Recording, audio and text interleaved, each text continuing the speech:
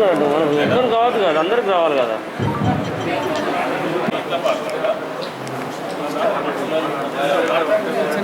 ఏమైంది?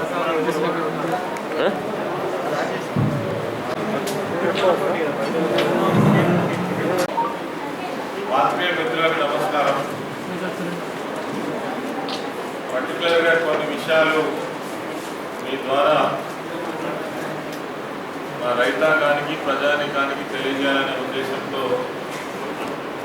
ఈరోజు ఈ ప్రెస్ మీట్ ఏర్పాటు చేయడం జరిగింది. నిన్నగాక మొన్న రైతు వేదిక పేరిట జరిగినటువంటి మా గౌరవ శాసనసభ్యులు కొరుట్ల ఎమ్మెల్యే గారు విద్యాసాగరరావు గారి పైన, వారి ఇంటి పైన జరిగినటువంటి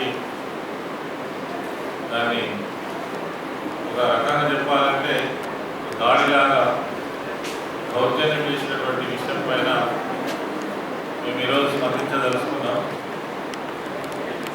ఎందుకంటే మొట్టమొదటిగా టీఆర్ఎస్ ప్రభుత్వమే రైతుల ప్రభుత్వం. అసలు మా ప్రభుత్వం యొక్క లక్ష్యమే రైతుల యొక్క మేలు కోరడం, రైతుల యొక్క అభివృద్ధిని కోరడం, రైతుల యొక్క ఆర్థిక స్థితిగతులను బాగు చేయడం అనేటువంటిదే ప్రధాన లక్ష్యంతో ముందుకు పోతున్నటువంటి ప్రభుత్వం తెలంగాణ ప్రభుత్వం. ముఖ్యమంత్రి గారి కేసీఆర్ యొక్క ఉద్దేశం కూడా ప్రతి ఒక్కరికి కూడా తెలుసు. ఏ రైతులు కదిలించినా మీకు ఈ తెలంగాణ ప్రభుత్వం వచ్చినాక ఏం జరిగింది అంటే చెప్పేందుకు సిద్ధంగా ఉంటారు. దీంట్లో పర్టికులర్గా మేము చెప్పేది ఏంటంటే, నిజంగానే ఎవరైనా రైతులు ఇటువంటి ప్రయత్నం చేస్తే, రైతులకు ఏదైనా కష్టం వస్తే వాళ్ళు అడగకముందే మా ముఖ్యమంత్రి గారు స్పందిస్తారు. అటువంటి పద్ధతులలో ఈ ప్రభుత్వ నిర్వహణ జరుగుతున్న సంగతి కూడా రైతులకు చాలా మంది సోషల్ మీడియాలో కూడా రైతులు స్పందిస్తున్నటువంటి తీరు మనం అవగాహన చూస్తున్నాం. అయితే మొన్న ఈ రైతు వేదిక పేరు మీద ఎవరైతే ఈ ర్యాలీ నిర్వహించి ఎమ్మెల్యే గారి ఇంటి పైన దాడి చేసే ప్రయత్నం చేసిందో వాళ్ళందరూ కూడా అదన లిస్టు ఉన్నది. ఇందులో దాదాపుగా ఒక 15-20 మంది లిస్టు ఉన్నది. వీళ్ళందరూ బీజేపీ పార్టీలో, కాంగ్రెస్ పార్టీలో ప్రధానంగా బాధ్యత వహించి ఆ పార్టీలో ఉన్నటువంటి నాయకులు, తర్వాత ఆ పార్టీకి పూర్తి స్థాయిలో పనిచేస్తున్నటువంటి వ్యక్తులు ముందర ఉండి మరి దానికి నాయకత్వం వహించి రైతుల సమస్య కాకపోయినప్పటికీ కూడా ఒక రైతు వేదిక ద్వారా అదొక రైతులకు సంబంధించిన సమస్యలు సృష్టించి మరి క్రియేట్ చేయడం జరిగింది. దీన్ని మేము తీవ్రంగా ఖండిస్తున్నాం. ఇటువంటి పద్ధతి సరైనది కాదు, రాజకీయ పార్టీలకు ఉండాల్సినటువంటి పద్ధతి కాదు. మీరు ఈ రైతుల ముసుగులో చేస్తున్నటువంటి రాజకీయం తప్ప ఇంకోటి కాదు. మీరు నిజంగానే రాజకీయాలు చేయదలుచుకుంటే ఎక్కడంటే ఎక్కడ సిద్ధం. కాంగ్రెస్ పార్టీ 40 సంవత్సరాల అధికారంలో ఉన్నప్పుడు రైతులకు ఏం జరిగింది? లేదంటే ఇప్పుడు బీజేపీ పాలిత ప్రాంతాలైనటువంటి రాష్ట్రాలలో ఏమేమి రైతులకు సంబంధించిన సంక్షేమ కార్యక్రమాలు అక్కడ అమలు జరుగుతున్నాయి? ఎక్కడికంటే అక్కడికి మేము సిద్ధంగా ఉన్నాం. ఏ వేదిక మీదనైనా చర్చించడానికి సిద్ధంగా ఉన్నాం. కానీ ఈ ముసుగులో దొంగచాటున రైతుల పేరు చెప్పి ప్రభుత్వాన్ని కానీ మా స్థానికంగా ఉన్నటువంటి ప్రజాప్రతినిధులను కానీ ఈ విధంగా బదనాం చేస్తే చూస్తూ ఊరుకోరు. దీన్ని రైతులే ఖచ్చితంగా పెద్ద మొత్తంలో ఖండించేటువంటి పరిస్థితి ఉంటుంది రేపు రానున్న కాలంలో అని నేను తెలియజేస్తాను. తెలంగాణ రాష్ట్ర ప్రభుత్వం వచ్చిన తర్వాత ఇది నేను మళ్ళా ఎప్పుడు అవసరం లేదు, ప్రతి ఒక్క రైతు తెలుసు. ఏది 24 గంటల కరెంటు మరి ఏ రాష్ట్రంలో, ఈ దేశంలో ఉన్నటువంటి 29 రాష్ట్రాలలో కాంగ్రెస్ పాలిత, బీజేపీ రాష్ట్ర పాలిత ప్రాంతాలలో ఎక్కడైనా ఇది అమలు చేస్తున్నారా?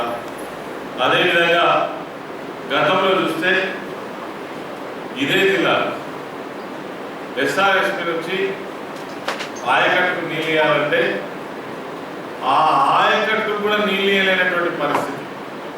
కానీ తెలంగాణ ప్రభుత్వం వచ్చిన తర్వాత చెరువులు మరమ్మతు చేసి మొత్తం చెరువులన్నీ రిపేర్ చేసి తుమ్ములు అలుగులన్నీ కూడా రిపేర్ చేసి మొత్తం చెరువులన్నీ నింపిన తర్వాత పూర్తి స్థాయిలో ఆయకట్టుకు నీళ్ళు ఇచ్చినటువంటి ఘనత తెలంగాణ ప్రభుత్వానికి కేసీఆర్ గారికి ముఖ్యమంత్రి గారికి. దీంట్లోకి ఎవరు కూడా దీంట్లో శంకించేటువంటి అవకాశం లేదు. మరి వీళ్ళు ఏమడుగుతున్నారు? ఈరోజు కడప నిండా నీళ్ళు ఇస్తున్నది ప్రభుత్వం.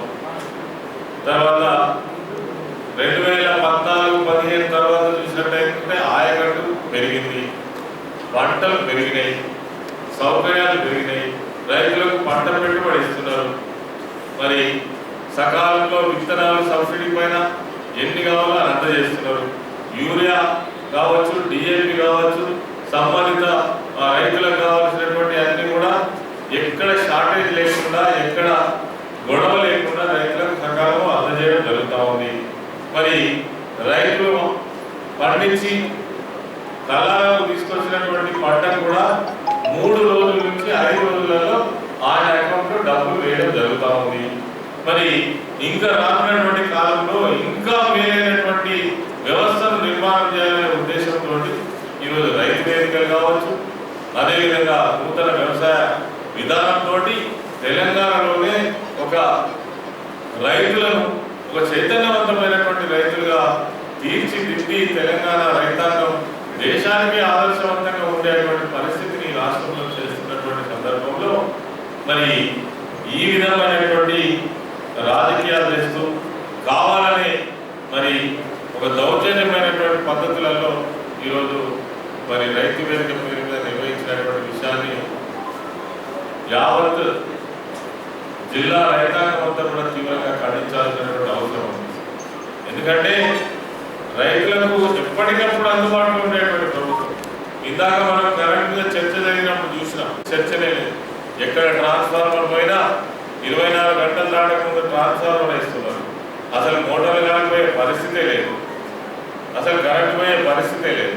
ఎన్ని గంటలు వాడుకుంటే అన్ని గంటలు కరెంట్ వాడుకునేటువంటి పరిస్థితి రాష్ట్రంలో ఉంటే మరి వాళ్ళు ఏ ఉద్దేశంతో ఈ రైతు వేదిక ద్వారా ఈ ప్రదర్శన చేసిందో చెప్పాలి. మరి తర్వాత వాళ్ళు ప్రధానంగా మాట్లాడేటువంటి విషయం ఒకటి ఏంది, మొక్కజొన్నల గురించి కూడా మేము ఖచ్చితమైనటువంటి క్లారిటీ ఇవ్వదలుచుకున్నాం. ముఖ్యమంత్రి గారు నిండు సభలో చెప్పింది మొక్కజొన్న వేయద్దు, కొత్త వ్యవసాయ విధానంలో కూడా ఈ పంటలో మొక్కజొన్న వేయకండి.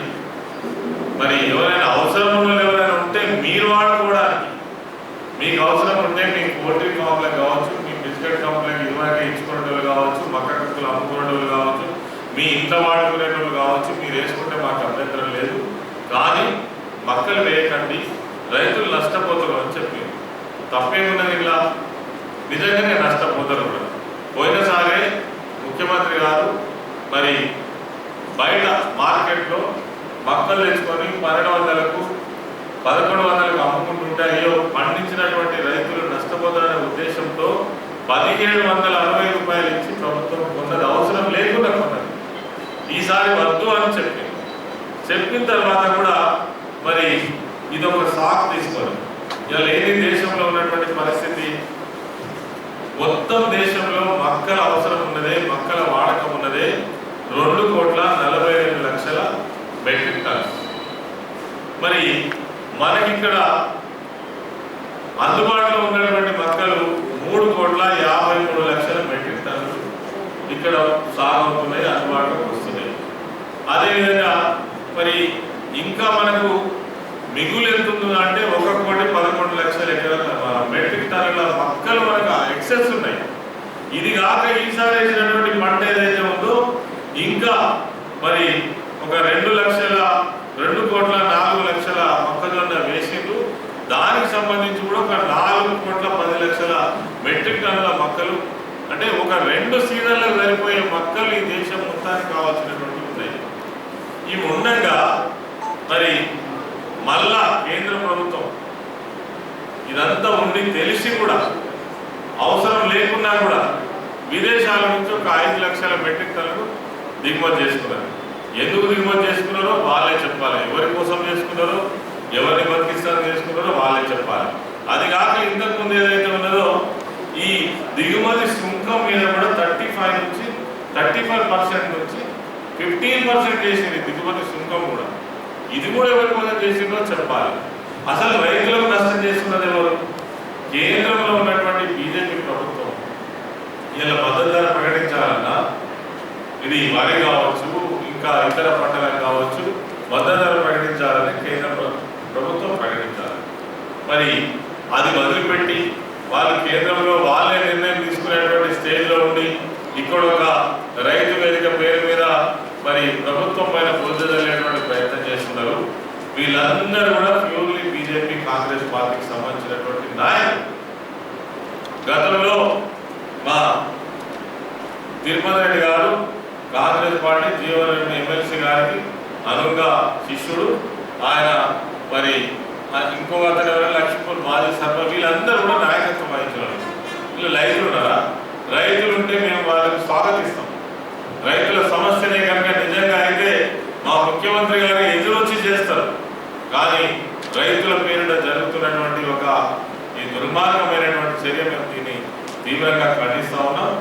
అదే విషయంగా మరి ఎక్కడంటే అక్కడ చర్చ, చాలా విషయాలు ఉన్నప్పటికీ ప్రెస్ మీట్లో మనం చెప్పలేము. కానీ ఏ విషయానికైనా అది కాంగ్రెస్ పార్టీ వాళ్ళు కావచ్చు, బీజేపీ పార్టీ వాళ్ళు కావచ్చు, ఎక్కడ వేదిక మీదైనా గతంలో ఏముండే ఇప్పుడు ఏముండదు. రైతుల సమక్షంలో చర్చ చేద్దాం. ఎక్కడో ఒక చిన్న సంఘటన పట్టుకొని కాదు. ఇంకొక విషయం కూడా 2014 నాటికి ఈ జిల్లాకు సంబంధించి నేను చెప్పదలుచుకున్నా. అప్పుడున్నటువంటి ఆయకట్టు 3,13,278 ఎకరాలలో సాగు జరిగింది. ఈరోజు 2020 4,26,000 సాగు. అంటే దాదాపుగా ఎంత పెరిగిందంటే మీకు 1,00,000 పైన పెరిగింది. ఎట్లా పెరిగింది మరి? నీళ్ళు రాకుండా పెరుగుతుందా? సాగునీరు రాకుండా పెరుగుతుందా? దీనికి కారణం ఏంటి? ఎస్ఆర్ఎస్పిలో నీళ్లను నింపుకునేటువంటి పరిస్థితి తీసుకువచ్చి మీ పాత ఆయకట్టుకు నీళ్ళు ఇచ్చుకుంటూ కొత్త ఆయకట్టు దాదాపు 1,00,000కి పైగా పెరిగింది. ఇది ఇంకా పెరుగుతూనే ఉంటుంది. ఎంత ఉన్నదో అంత సాగులోకి పోతూనే ఉంటుంది. అదేవిధంగా ధాన్యం కూడా పెరిగింది. ధాన్యం కూడా దాదాపుగా 1,00,000 మొన్న వేసవి పంటనే 1,22,000 మెట్రిక్ టన్నులు వరి ధాన్యం పెరిగింది. ఇది వీళ్ళ కళ్ళ కనబడతలేదా? ఒక మాట మాకు చెప్పాలి. వీళ్ళ కళ్ళబడతలేదా? వినబడతలేదా? చదువు రాదా? తెలివి లేదా? తెలుసుకోరా? ఇవన్నీ ఏది పడుతుంది మాట్లాడితేనే ఖచ్చితంగా రైతులు నమ్ముతారా? రైతులకు తెలుసు, పక్కా తెలుసు ఇది రైతు ప్రభుత్వం. కేసీఆర్ గారు ఏది ఆలోచించినా మా కోసమే ఆలోచిస్తారు, మా కోసమే చేస్తారు, మాకు ఎక్కడ కూడా ఇబ్బంది కానీ అనేటువంటి విషయం రైతులకు తెలుసు.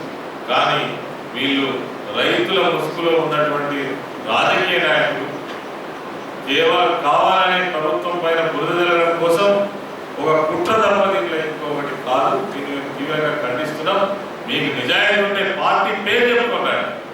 మేము బీజేపీ పార్టీని ప్రశ్నిస్తున్నాం, మేము కాంగ్రెస్ పార్టీని మేము ప్రశ్నిస్తున్నాం అని రాండి, మేము సమాధానం చెప్తాం. అనవసరంగా రైతుల పేరు పెట్టుకొని వచ్చి మరి ఈ విధమైనటువంటి చర్యలు చేయడం వల్ల రేపు రైతులతో కూడా తిరుగుబాటు తప్పదని కూడా మేము హెచ్చరిక చేస్తాం.